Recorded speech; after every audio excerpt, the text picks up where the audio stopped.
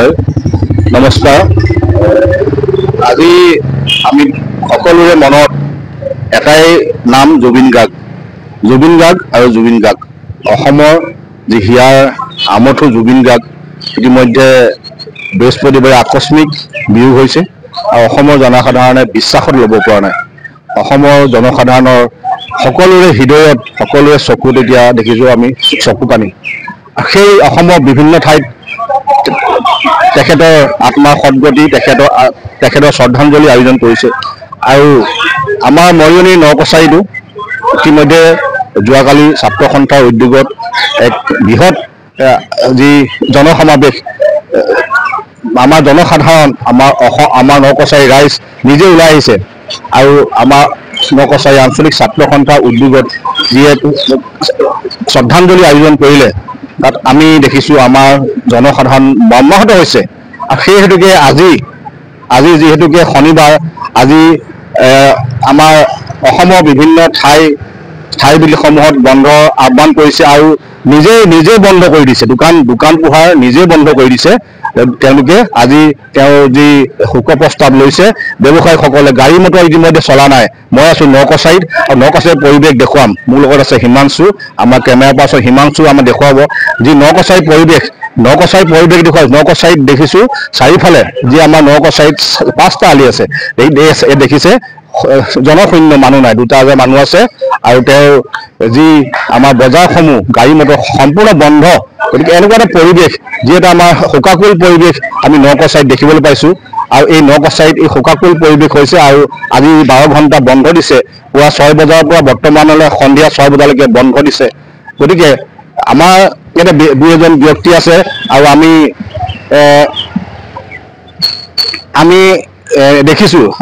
দেখিছোঁ নকছাৰী পৰিৱেশ মই আপোনালোকক দেখুৱাইছোঁ যে ৰাস্তা সম্পূৰ্ণ দোকান পোহাৰ বন্ধ আছে গাড়ী মটৰ বন্ধ আৰু আমাৰ 2 ব্যক্তিহে ইয়াত ওলাই আহিছে গতিকে আমাৰ লগতে 2 ব্যক্তি আছে সংগঠনৰ ব্যক্তি আছে আৰু জুবিন গাৰ্গৰ যি অনুৰাগী আছে জুবিন গাৰ্গৰ যি ভাল পোৱা ব্যক্তি আছে গতিকে সমগ্ৰ অসমৰ লগতে আমাৰ নকছাৰীটো যি স্তব্ধ হৈ গৈছে যি আমাৰ জনজীৱন স্তব্ধ কৰি পেলাইছে সকলোৰে মনত দুখ সকলোৰে চকু পানী ৰখাচোন তাৰপিছত আকৌ এবাৰ কৰিম এইটো দেখিছে মই নকছাৰী পৰিৱেশ দেখুৱালোঁ সম্পূৰ্ণ যিসকল ব্যৱসায়ীসকলে ইতিমধ্যে তেওঁলোকে নিজে দোকান পোহাৰ বন্ধ কৰি দিছে মোৰ ওচৰতে ইয়াতে বিভিন্ন সংগঠনৰ ব্যক্তিসকলো আছে আৰু জুবিন গাৰ্গৰ যি অনুৰাগীসকল আছে মই তেওঁলোকৰ বক্তব্য জানিব বিচাৰিম মোৰ ওচৰতে আছে আমাৰ নকছাৰী আঞ্চলিক ছাত্ৰ সন্থাৰ সভাপতি আছে মাধুৰ্য গগৈ যি বৰ্তমান নকছাৰীৰ শোকাকুল পৰিৱেশ তেওঁলোকেও যি উদ্যোগ লৈছে গতিকে মই তেওঁৰ যি মনৰ কথা আছে মই জানিব বিচাৰিম কি ক'ব অসমৰ এজন আমাৰ যি এটা দুখ লগা ছবি যি বৃহস্পতিবাৰে ঘটি গ'ল কি ক'ব এই সন্দৰ্ভত এই সম্পৰ্কত আচলতে আমি বিশেষ ক'ব লগা আচলতে আমাৰ কোনো ভাষা নাই যিহেতু সকলোৱে গম পাইছে তেখেতে যোৱাকালি আমাৰ অসমৰ জনপ্ৰিয় কণ্ঠশিল্পীৰ লগতে অসমীয়াৰ হিয়াৰ আমঠু জুবিন গাৰ্গদেৱে ইহলীলা সম্পন্ন কৰিছে তেখেতৰ এই অকাল বিয়োগ আচলতে সঁচাকৈ আমাৰ বাবে খুব মৰ্মান্তিক আমি সকলো দুখত আছোঁ ইয়াত আচলতে আমি ভাষাহীন হৈ পৰিছোঁ যিহেতু কোনো এনেকুৱা এটা বাতৰি কোনো আশা কৰা নাছিলে এক আচলতে নক্ষত্ৰ আমাৰ মাজত নাইকিয়া হৈ গৈছে যাৰ অবিহনে সংগীত জগতখন সদায় উকা হৈ থাকিব এই ঠায়ে কোনো কেতিয়াও আচলতে সম্পূৰ্ণ কৰিব নোৱাৰে গতিকে তেখেতৰ বিদেহী আত্মা আমি চিৰশান্তি কামনা কৰিছোঁ আৰু ইতিমধ্যে আমি নকছাৰীবাসী ৰাইজেও তেখেতৰ এই মৃত্যুত গভীৰ শোক প্ৰকাশ কৰিছোঁ আমি আঞ্চলিক ছাত্ৰ সন্থাৰ গভীৰ শোক প্ৰকাশ কৰিছোঁ তাৰ লগতে আমি শ্ৰদ্ধাঞ্জলি অনুষ্ঠান অনুষ্ঠিত কৰি আছোঁ আমি এটা কথা ক'ম যে এই তেখেতৰ যি সাংস্কৃতিক জগতৰ প্ৰতি যি অৱদান সেয়া আচলতে আমি কেতিয়া কথাৰে কৈ শেষ কৰিব নোৱাৰিম তেখেতৰ এই মৃত্যু সাংস্কৃতিক জগতৰ লগতে অসমীয়াৰ জাতীয় জীৱনৰ বাবে এক বৃহৎ তথা অপূৰ্ণ ক্ষতি যি ক্ষতি আমি কোনেও কেতিয়াও আচলতে পূৰাব নোৱাৰিব সেইটো স্পষ্ট কথা গতিকে তেখেতৰ এই বিয়োগে আমাক সঁচাকৈ খুব অন্তৰত দুখ দিছে আৰু যেতিয়াই এটা কথা ক'ব লাগিব তেখেতে যি গীতৰ জৰিয়তে গোটেই সমগ্ৰ তেখেতে জীয়াই থকা অৱস্থাত জীৱনত গীতৰ জৰিয়তে যিহেতু ৰাইজক যি গীতৰ উপহাৰ লগতে তেখেতে ৰাইজক একত্ৰিত কৰি ৰাখিছিল গতিকে সেই যি তেখেতৰ বাৰ্তা সেই বাৰ্তা উঠি অহা প্ৰজন্ম আমি ধৰি ৰখাৰ প্ৰয়াস কৰিব লাগিব আৰু এটা কথা এইখিনিতে আমি অসম চৰকাৰৰ প্ৰতি লগতে অসমৰ মাননীয় মুখ্যমন্ত্ৰীৰ প্ৰতি মুকলিকৈ আমি এটা কথা আহ্বান জনাব বিচাৰিছোঁ আমি যাতে যোৰহাটবাসী ৰাইজে লগতে আমি নকছাৰীবাসী ৰাইজে আমি তেখেতলোকৰ প্ৰতি আহ্বান জনাইছোঁ মুকলি আহ্বান মুখ্যমন্ত্ৰীৰ প্ৰতি যে জুবিন গাৰ্গদেৱৰ সমাধিস্থল তেখেতৰ সমাধিস্থল যাতে যোৰহাটত কৰাৰ ব্যৱস্থা গ্ৰহণ কৰে তাৰ প্ৰতি চৰকাৰে পদক্ষেপ গ্ৰহণ কৰিব লাগে। আমি স্থানীয় জনপ্ৰতিনিধিকো আহ্বান জনাওঁ যাতে আমাৰ যিহেতু তেখেতৰ মূল যি ঘৰ এই ঘৰ আছে যোৰহাট জিলাত, গতিকে তেখেতৰ এই যাতে সমাধি যাতে অন্ত্যেষ্টিক্ৰিয়া যাতে আমাৰ যোৰহাট জিলাত কৰাৰ ক্ষেত্ৰত যাতে অসম চৰকাৰৰ বিশেষকৈ অসমৰ মাননীয় মুখ্যমন্ত্ৰী ডক্টৰ হিমন্ত বিশ্ব শৰ্মালৈ আমি মুকলিকে অনুৰোধ জনাব বিচাৰিছোঁ যাতে তেখেতলোকে ব্যৱস্থা কৰি যাতে আমাৰ যোৰহাটবাসী ৰাইজৰ দাবী প্ৰতি যাতে সহায় জনায় আৰু পুনৰ আমি তেখেতৰ আত্মাৰ চিৰসদ্গতি কামনা কৰিছোঁ। ধন্যবাদ। যি যোৰহাটবাসীয়ে বিচাৰি আছে তেখেতৰ যি সমাধিস্থল যোৰহাটত হ'ব লাগে আৰু যোৱাকালি পুৱা যোৰহাটৰ পৰা বাছে মানুহ গুৱাহাটীলৈ গৈ আছে আৰু যোৰহাটবাসীয়ে বিচাৰিছে অন্ত্যেষ্টিক্ৰিয়া যোৰহাটতে সম্পন্ন হওক, তেওঁ সমাধিস্থল যোৰহাটতে হওক, গতিকে আমাৰ নকছাৰীবাসীয়েও বিচাৰিছে যাতে যোৰহাটতে হওক। মোৰ লগতে আৰু এজন ব্যক্তি আছে আমাৰ নকছাৰী স্থানীয় ব্যক্তি, মই তেওঁৰ পৰা জানিম বিশেষকৈ তেওঁ যোৱাকালি যি আমাৰ যি অনুষ্ঠানৰ জড়িত আছে ওতঃপ্ৰোতভাৱে কি ক'ব, যি এটা শোকাকুল পৰিৱেশ বিৰাজ কৰিছে, কি ক'ব? হয়, সকলোৱে গম পাইছে অতি মৰ্মান্তিক ঘটনা এটা যোৱাকালি সংঘটিত হৈ গ'ল। এটা যুগৰ সমাপ্তি হ'ল বুলি আমি ভাবোঁ। সৰুৰে পৰা আমি যিজন ব্যক্তিৰ গান মানে কেছেটত শুনি CD প্লেয়াৰত শুনিব পাৰিছিলোঁ, পৰৱৰ্তী সময়ত আমি ইউটিউবত মোবাইলত তেখেতৰ গান শুনিয়ে আজি এইটো পৰ্যায় পালোহি। শৈশৱ কালৰ পৰা যৌৱন কালৰ পৰা সকলো কালতে বিভিন্ন গীতেৰে তেখেতে আমাক সুখৰ সময়তো শুনিব পৰা আৰু দুখৰ সময়তো শুনিব পৰা বিভিন্ন জাতি ধৰ্ম বৰ্ণৰ গীত গাব পৰা এজন ব্যক্তি আছিলে। অতিকৈ দুখৰ বিষয়, ইয়াতকৈ দুখ আমি আৰু বুজাব পৰা তেনেকুৱা একো ভাষা নাই। সমগ্ৰ অসম তথা ভাৰতবৰ্ষৰ পৃথিৱীৰ মানুহে আজি দুখ প্ৰকাশ কৰিছে। আমি প্ৰথমেতো বিশ্বাসেই কৰা নাছিলোঁ। যোৱাকালি যেতিয়া আমি প্ৰথম ঘটনাটো হৈছিলে মই বাৰে বাৰে এটা কথাই কৈছিলোঁ যে তেখেতৰ বিভিন্ন সময়ত অসুস্থতাত ভোগে আৰু 2 দিনৰ পিছত ভাল হয়, আৰু এইবাৰো ভাবিছিলোঁ যে তেওঁৰ ৰিকভাৰী হ'ব। আৰু প্ৰথমে আমি শুনিছিলোঁ তেওঁ পেৰাগ্লাইডিং কৰি পেলাই সাগৰৰ পানীত পৰিছিলে, কিন্তু সেইটো নহয়, তেখেতৰ অতি বেয়া খবৰ এটা আমি শুনিবলৈ পালোঁ। এইটো আচলতে আমি আৰু কোনো ভাষা নাই যিটো আমি বুজাব পাৰিম। এইখিনিতে এটা কথাই ক'ব পাৰিম, হয় জুবিন গাৰ্গ তেখেতৰ দেহ এই পৃথিৱীত নাথাকিব পাৰে, কিন্তু তেখেতৰ আত্মাই চিৰকাল এই পৃথিৱীত থাকিব, তেখেত সদায় অমৰ হৈ থাকিব। আৰু এটা কথা কওক, বিশেষকৈ যোৰহাটবাসীয়ে ডিমাণ্ড কৰি আছে যে তেখেতৰ যিটো সমাধিস্থল যোৰহাটত হ'ব লাগে, কি ক'ব? নিশ্চয়, আমি যোৰহাটীয়া যিহেতুকে প্ৰতিটো কথাত আমি সাংস্কৃতিক নগৰী বুলি এনি টাইম আমি দপদপাই থাকোঁ, কিন্তু পৰৱৰ্তী সময়ত আমি এতিয়া দেখিবলৈ পাওঁ এজনে আমাৰ যোৰহাটীয়া সাংস্কৃতিবান মানে এজনে গোটেই পৃথিৱী কঁপাব পৰা এজনী ব্যক্তি ওলাইছিলে, সেইগৰাকী হৈছিলে জুবিন গাৰ্গ। আৰু তেখেতৰ সমাধি ক্ষেত্ৰ আমি নিশ্চয় ভাবোঁ যে ঘৰৰ ল'ৰা ঘৰতে সমাধি ক্ষেত্ৰ হ'ব লাগে বুলি। আৰু আমি যোৰহাটীয়া হিচাপে আমি আশাবাদী, আৰু নিশ্চয় আশাবাদী আমি বুলি নহয়, সমগ্ৰ যোৰহাটৰ লোকে আশাবাদী, আৰু তেওঁলোকে শেষ পৰ্যন্ত আশা কৰিয়ে থাকিব তেখেতৰ সমাধি ক্ষেত্ৰ যোৰহাটত হ'ব লাগে। যিহেতুকে আমি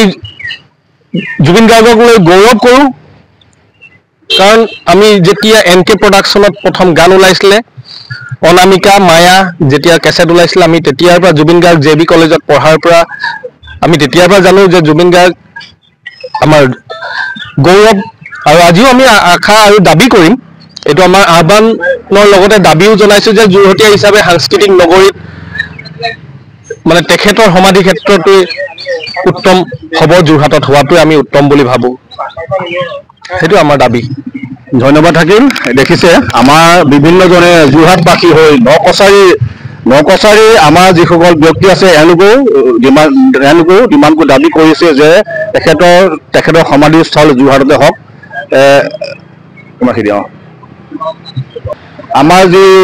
নকছাৰীবাসীয়ে শোক প্ৰস্তাৱ লৈছে। নকছাৰীবাসীয়ে ডিমাণ্ড কৰি আছে তেখেতৰ সমাধিস্থল যোৰহাটত হ'ব। ইতিমধ্যে আমাৰ ইয়াতে উপস্থিত হৈছে আমাৰ বীৰ লাচিত সেনা অসমৰ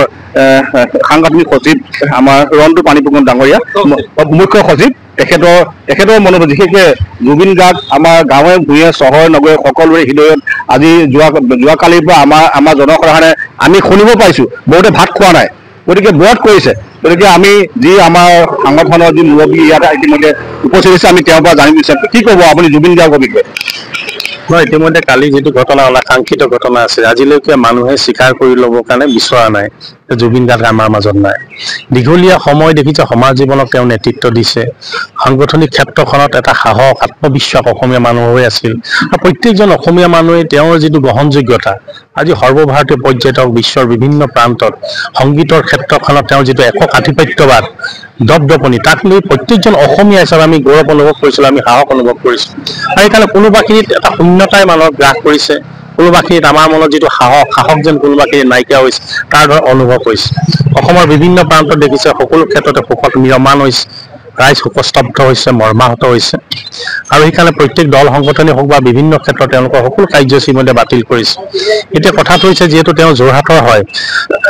এতিয়া যোৰহাটৰ সমাজ জীৱনে বিভিন্ন স্তৰৰ বৌদ্ধিক সমাজেই হওক সকলোৱে বিচাৰিছে যে তেওঁৰ সমাধিস্থলটো আমাৰ যোৰহাটতে হ'ব লাগে। ইতিমধ্যে আমি দেখিছোঁ এগ্ৰিকালচাৰ ইউনিভাৰ্চিটিয়ে মাটি দানো তাত কৰিছে। গতিকে ভৱিষ্যতলৈ যাতে অন্ত্যেষ্টিক্ৰিয়া যদি ইয়াত হয়, মই ভাবোঁ যে উজনি অসমৰ মানুহে কোনোবাখিনি মনৰ কোনোবাখিনিত যিটো তেওঁলোকৰ বেজাৰ অনুভৱ কৰি আছে, দুখ অনুভৱ কৰিছে, কোনোবাখিনিত প্ৰশমিত হ'ব। তেওঁক চাবৰ কাৰণে তেওঁৰ অন্ত্যেষ্টিক্ৰিয়াত অংশগ্ৰহণ কৰিবৰ কাৰণে যিটো তেওঁলোকে বিচাৰিছে তেওঁলোকৰ ইচ্ছা মই ভাবোঁ যে সফল হ'ব। সেইকাৰণে আমি চৰকাৰলৈ আহ্বান জনাইছোঁ যাতে অন্ত্যেষ্টিক্ৰিয়া যদি পাৰি যোৰহাটত কৰিব পাৰি নেকি, আৰু তেওঁৰ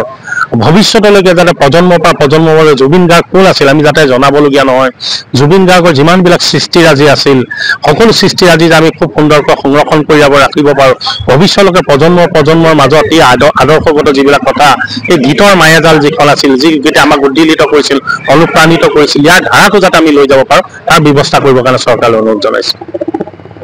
ধন্যবাদ থাকিল। এয়া আছিলে ৰন্টু পানীফুকন, বীৰ লাচিত সেনা। তেওঁ দাবী কৰিছে যে যি আমাৰ হাৰ্টথ্ৰব জুবিন গাৰ্গ, আমাৰ অসমৰ যি জনসাধাৰণৰ হিয়াৰ আমঠু আছিলে জুবিন গাৰ্গ, এই জুবিন গাৰ্গৰ যি সমাধিস্থল তেওঁ কৈছে বীৰ লাচিত সেনাৰ হৈ তেওঁ দাবী কৰিছে যোৰহাটতে হ'ব লাগে। ধন্যবাদ।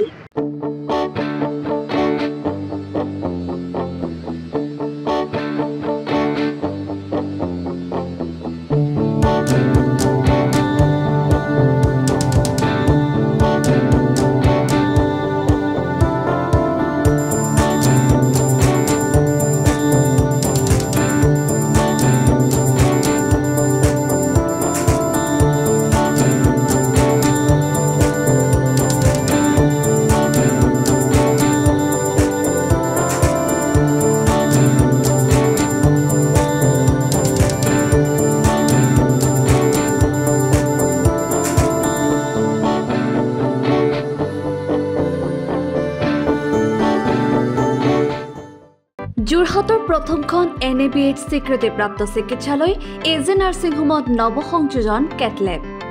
৯৬খন বিচনাযুক্ত neurology, nephrology, urology, medicine, OBS and gynaecology, orthopaedics, paediatrics, cardiology প্ৰতিটো বিভাগৰে নিয়মীয়া OPDৰ লগতে ডায়েলিচিছৰ সুবিধাযুক্ত চিকিৎসালয়খনত সংযোজন কৰা হৈছে হৃদৰোগীসকলৰ বাবে অত্যাধুনিক কেটলেব।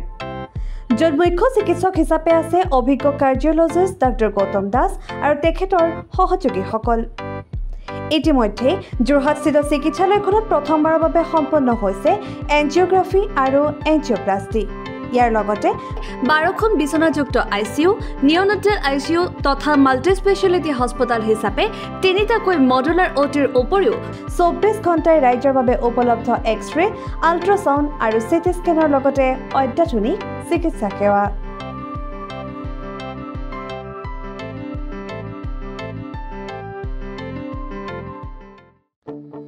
আপোনাৰ সপোনৰ ঘৰখন কেনে হ'ব? আপোনাৰ সন্তান আৰু আপোনজনৰ সৈতে কেনেদৰে কটাব আপোনাৰ আজৰি সময়? এই সকলোবোৰ সমস্যাৰ সমাধান লৈ শুভম গ্ৰুপে আপোনাৰ বাবে লৈ আনিছে আপোনাৰ সপোনৰ ঘৰখন। 362টা ফ্লেটযুক্ত শুভম গাৰ্ডেনৰ সফল নিৰ্মাণৰ পাছতে 20 বছৰৰ ভৰসা 16টা প্ৰজেক্ট 28 লাখ বৰ্গফুটৰ সম্পূৰ্ণ নিৰ্মাণ আৰু 15 লাখ বৰ্গফুটৰ চলিত প্ৰকল্প নিৰ্মাণৰ অভিজ্ঞতাৰে যোৰহাটত শুভম গ্ৰুপে নিৰ্মাণ কৰিছে দ্বিতীয়টো প্ৰজেক্ট শুভম পাৰ্ক অত্যাধুনিক সা সুবিধাৰে নিৰ্মিত শুভম পাৰ্কত আপোনাৰ আৰু আপোনাৰ সন্তানৰ বাবে থাকিব club badminton court community hall kids play area splash pool আৰু জিম ক্লাব প্ৰতিটো ব্লকত থাকিব 2.5 BHK 3 BHK 3.5 BHK ফ্লেট লগতে থাকিব আপোনাৰ আৰু আপোনাৰ আপোনজনৰ প্ৰাপ্তিৰ সাহী আজি বুক কৰক আপোনাৰ সপোনৰ ঘৰখন যোগাযোগ কৰক 60030101 নম্বৰত আমাৰ ঠিকনা সোণাৰীগাঁও তৰাজান যোৰহাট 785001 6000ৰো অধিক বাসিন্দাৰ ভৰসা শুভম গ্ৰুপ